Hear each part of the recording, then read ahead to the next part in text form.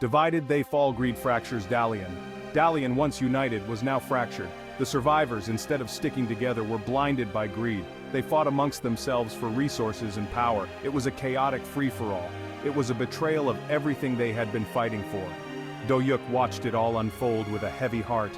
He knew that this division would be their downfall, and he knew that he had to do something to stop it. The strong preyed on the weak, the power-hungry turned on their allies. Dalian, once a symbol of hope, was crumbling from within. Clash of ideologies. Do-hyuk confronts Gukhan. This was not just a simple confrontation, it was a battle of beliefs, a struggle between two men who once shared the same vision. Do-hyuk found Gukhan in the thick of the chaos. The world around them was crumbling, a perfect reflection of the turmoil within their hearts. Gukhan, once a respected leader, had succumbed to the same greed as the others. His eyes, once filled with hope and determination, now only showed desperation and a hunger for power. He was a shadow of his former self. The man who once inspired many was now barely recognizable, lost in his own ambitions. This is what you wanted, Gukhan? Is this the future you envisioned for us?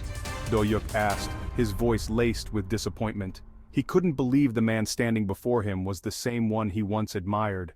Laughs hollowly. This is the way of the world, Do-hyuk. Only the strong survive. Ideals are for the naive. And what about trust? What about unity? Have you forgotten everything we fought for, the dreams we shared? Scoffs. Those are just words, Do-hyuk. Empty words. In this world, only actions matter and only the strong can act. You're wrong. Those words represent the best of humanity. And we won't let you destroy that. We will fight for our ideals, no matter the cost. Their conversation was a clash of ideologies. It was more than just words. It was a battle for the soul of their world. Do-hyuk believed in unity and trust. He believed that together, they could overcome any obstacle. Gukhan believed only in strength. To him, power was the only truth, and everything else was an illusion. A chance at redemption. Gukhan's choice. This was a moment that would define the rest of his life. Do-hyuk disarmed Gukhan with a swift move, a move so precise and calculated that it left no room for error. He could have easily ended him then and there with a single decisive blow, but he saw a flicker of something in Gukhan's eyes. Regret? Fear? Perhaps a mix of both, emotions that hinted at a deeper struggle within. I'm giving you a choice, Gukhan. This is your chance to change everything. Join me in rebuilding Dalian. Together, we can create something better. Help me unite the survivors. We need every capable hand to restore what was lost. Gukhan stared at Do-hyuk, his expression unreadable. His mind was racing with thoughts and doubts. He was at a crossroads, a pivotal moment that would determine his future. Would he cling to his misguided beliefs, the ones that had led him down a dark path? Or would he choose redemption, a path fraught with challenges but also hope? Spread the word. Let everyone know that change is coming. Tell everyone that those who desire strength should follow me. Strength not just in power, but in unity and purpose. Tell them I will lead them to true power, the kind that comes from standing together. It was a gamble, but Do-hyuk had a plan. A plan that hinged on Gukhan's decision.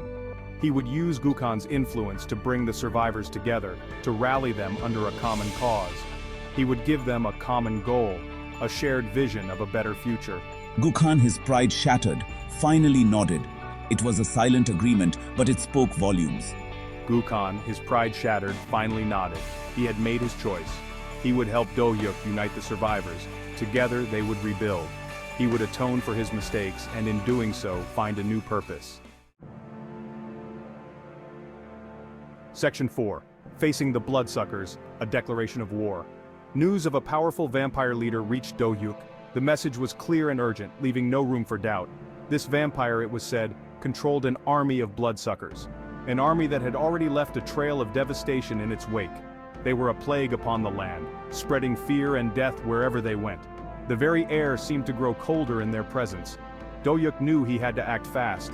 Time was of the essence and every second counted. The vampires were a threat to everything he was trying to build.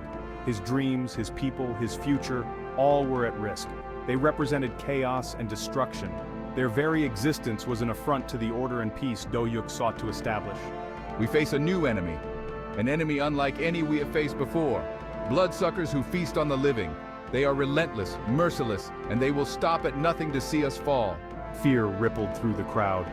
The gravity of the situation was not lost on anyone, but Doyuk's next words ignited a spark of defiance, a spark that quickly spread like wildfire. We will not cower in fear. We will fight. We will stand together and show them our strength. We will show them the strength of Dalian. We will defend our home, our families, and our future. Doyuk's declaration of war was met with a roar of approval. The crowd, once filled with fear, now brimmed with determination. The survivors, united by a common enemy, were ready to fight. They were ready to defend their land, their loved ones, and their future. The battle ahead would be tough, but they were prepared to face it head-on. Section 5. The Power of Belief. Doyuk's Blessing. Doyuk knew that the survivors needed more than just weapons to win this fight. They needed something to believe in. They needed hope. He stepped forward, his hand raised in a gesture of blessing. A surge of energy pulsed from him, washing over the crowd. I give you my strength. I give you my protection. The survivors felt a surge of power coursing through them. Doyuk's blessing filled them with renewed determination. They would not be defeated. Section 6. Calm before the storm, preparing for battle. The air crackled with anticipation as the survivors prepared for battle. They were united in their purpose. They were ready to fight for their future. Doyuk oversaw the preparations with a calm demeanor. He knew that every detail mattered. He had to ensure their victory. Weapons were inspected. Strategies were discussed. The survivors, inspired by Doyuk's leadership, moved with a sense of purpose. They would not be caught off guard.